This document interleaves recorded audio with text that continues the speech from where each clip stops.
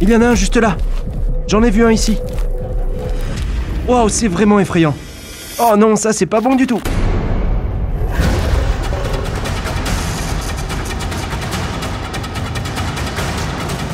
Tracez la route. Oh, la voilà juste là. Regardez-moi ça.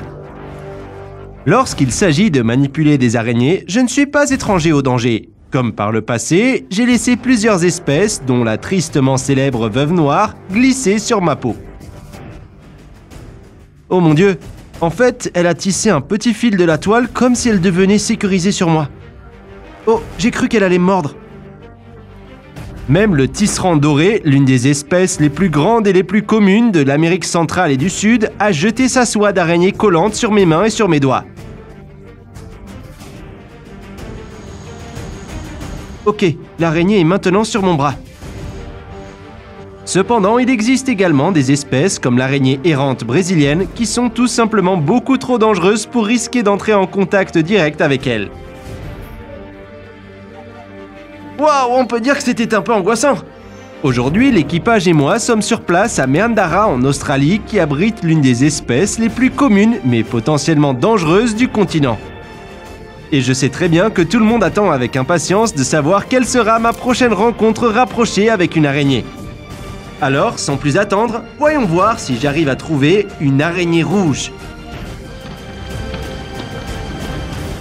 D'accord les gars, eh bien nous avons donc réalisé des vidéos d'arachnides assez populaires et beaucoup d'entre vous ont écrit dans les sections de commentaires et ont demandé « Coyote, si jamais tu vas en Australie, est-ce que tu pourrais nous présenter une araignée rouge ?» Eh bien c'est à peu près la version australienne de la veuve noire. Maintenant, ces araignées, eh bien suivez-moi. Elles sont très courantes dans les zones de débris et de décombres et juste ici nous avons un tas de pneus et j'ai le sentiment que si nous retournons ces pneus et regardons à l'intérieur, nous pourrions tomber sur une de ces bestioles effrayantes. Allons vérifier ça.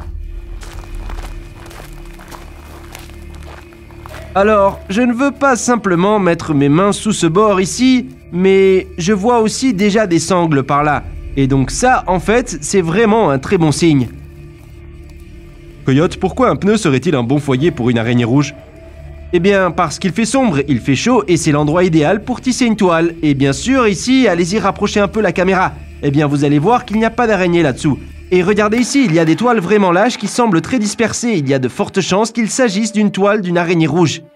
Et maintenant, ce que je ne veux pas faire, ou du moins ce que je veux éviter, c'est simplement de mettre mes doigts sous ce pneu pour le soulever, car c'est souvent ainsi que les gens se font mordre par les araignées. Ils pressent leurs doigts sur l'arachnide et on a l'impression qu'il va être écrasé, puis cela inflige une morsure. Donc ce que je vais faire, c'est le soulever en douceur, je vais le faire rouler un peu vers toi, Marc, attention, et regardez. Oh, regardez, il y a un gros grillon ici. Et je vais juste rouler doucement le pneu comme ça, dans la lumière. Il y a un gros grillon, mais pas du tout d'araignée là-dedans. On arrive à voir qu'il y a un peu de toile, mais... Oh non, ici, là, il y a un petit mâle. Il y a un petit mâle juste là-dedans. Est-ce que vous arrivez à le voir là-dedans? Ouais. C'est un mâle à dos rouges, et ils sont considérablement plus petits que les veuves noires que l'on trouve aux États-Unis. Mais nous ne nous intéressons pas vraiment aux mâles. Ce qui nous intéresse, c'est les femelles. Et ce pneu est plein de cailloux. Je pense pas que nous allons trouver quelque chose d'autre ici. Je vais quand même continuer à chercher un peu, mais je crois pas qu'il y ait autre chose là-dedans. Je vais gentiment le soulever et regarder en dessous. Ouais, il y a pas mal de toiles là-dedans. Et il y a beaucoup de toiles par ici aussi.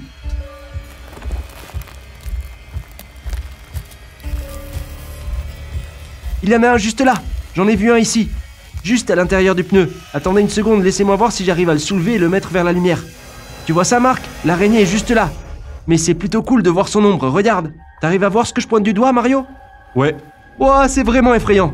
Et effectivement, je pense qu'on peut voir l'ombre d'un mâle juste derrière elle. Souvent, les mâles ou les jeunes traînent dans les toiles avec la femelle. Mais la femelle est cannibale et se nourrit occasionnellement non seulement de son compagnon, mais aussi de ses petits. Et maintenant, ce que je veux faire, c'est faire sortir doucement l'araignée de ce pneu à l'aide d'un bâton. C'est un petit jeu d'opération très dangereux, les amis. Alors, je vais essayer de la faire ramper sur le bâton. Allez, viens par ici. Ok, j'y suis presque, je vais y arriver. Je peux vous dire que sa toile est assez collante. Et est-ce qu'elle va réussir à reconstruire sa toile? Oui, absolument, pas de problème. Oh non, je crois qu'elle s'est échappée, attends une seconde. Non, c'est bon, la voilà. Tu l'as eu? Ouais, je l'ai eu. Bien joué. Waouh, regardez-moi cette araignée. Et voilà le travail. Ça, c'est une araignée rouge, la version australienne de la veuve noire. Et maintenant, vous pouvez remarquer qu'elle est un peu plus petite que certaines des veuves noires que nous avons présentées auparavant. Et cette espèce ne grandit pas autant que la veuve noire américaine. Et regardez-moi la longueur de leurs jambes. Et regardez aussi ce gros abdomen bulbeux. Ce que vous remarquerez à propos du dos rouge de l'araignée, c'est qu'il tire son nom de cette coloration rouge distincte et aposématique à l'arrière de son abdomen. Comme nous le savons, les veuves noires aux États-Unis ont la forme d'un sablier sous l'abdomen et ces araignées ont une coloration sur le dessous de leur abdomen, mais c'est certainement cette grosse tache rouge sur leur dos qui est un avertissement immédiat qui dit « Oula, faites attention, je suis venimeux » et que vous ne voulez pas du tout être mordu par moi. Et regardez aussi cet équilibre, cette araignée est vraiment très cool. Alors, la morsure de cette araignée contient du venin neurotoxique et il est beaucoup plus puissant que celui de la veuve noire. Alors, vous vous dites peut-être, Coyote, tu ne vas quand même pas te faire mordre par cette araignée, non? Eh bien, pour être honnête avec vous les gars, elle ne me mordrait probablement pas, mais ça n'en vaut pas la peine. Et si jamais vous êtes mordu par l'une de ces araignées, c'est très peu probable que cela vous tue car au milieu des années 50, un antivenin a été développé et cela a aidé de nombreuses personnes à surmonter cette morsure. Et il s'agit aussi d'une espèce d'araignée très commune, en particulier dans les zones résidentielles. Et c'est l'une des espèces par lesquelles les gens sont mordus presque quotidiennement. Je vous assure les gars, près de 10 000 piqûres par an sont signalées en Australie. Et si vous êtes mordu par l'une de ces araignées, je vous suggère vivement de consulter un médecin. Mais il existe très peu de cas d'adultes souffrant d'effets secondaires autres que des crampes d'estomac, des maux de tête, des nausées, des vomissements et des douleurs intenses près de la zone de morsure. Et alors, en fonction de la quantité de venin injecté à la victime, ces araignées vont infliger souvent ce qui est considéré comme une morsure d'avertissement. Elles peuvent en fait réguler la quantité de venin qu'elles injectent dans quelque chose.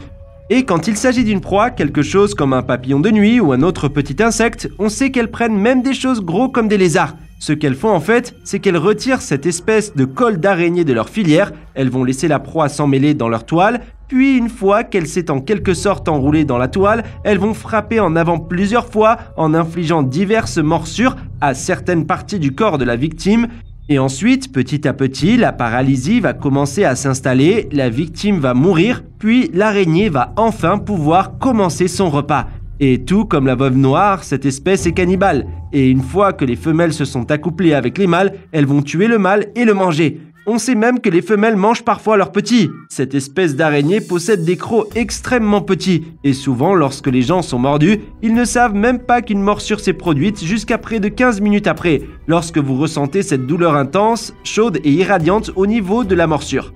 Et donc, cette zone va commencer à gonfler et à devenir rouge. Et après, la douleur va continuer à se propager. Et aussi, une indication que vous avez été mordu par une araignée à dos rouge, c'est que vous commencez à transpirer intensément. Et la chair de poule aussi, en fait, sur l'appendice qui a été mordu. Et c'est l'une des espèces d'araignées les plus communes et les plus répandues dans toute l'Australie. Et c'est aussi la raison pour laquelle tant de personnes sont mordues par cette espèce. C'est parce qu'on la trouve souvent dans les zones résidentielles, partout où il y a des débris. Il peut s'agir de pneus, de morceaux de bois plats, d'ordures près de votre poubelle. Si cette araignée a la possibilité de tisser une toile et potentiellement attraper des proies, eh bien il y a de fortes chances qu'il y en ait une dans votre jardin. Mais n'oubliez pas que ce n'est pas une créature dont vous devez avoir peur les gars.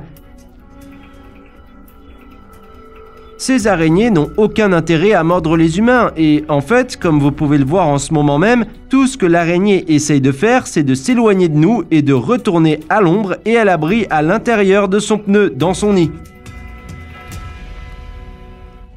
Eh bien les gars, vous l'avez demandé, bien sûr on a réussi à filmer de près la version australienne de la veuve noire, l'araignée à deux rouges. Je m'appelle Coyote Peterson, soyez braves, restez sauvages. Et on se reverra lors de la prochaine aventure. D'accord, maintenant on va ranger les pneus et remettre l'araignée dans sa maison. Et voilà, salut mon ami! L'arrière-pays australien abrite de nombreux animaux potentiellement dangereux et abrite les espèces de serpents et d'araignées les plus mortelles au monde. Si jamais vous rencontrez l'une de ces créatures dans la nature, il est impératif que vous n'essayiez pas d'interagir avec elle. Admirez toujours l'animal à distance, car votre vie pourrait en dépendre.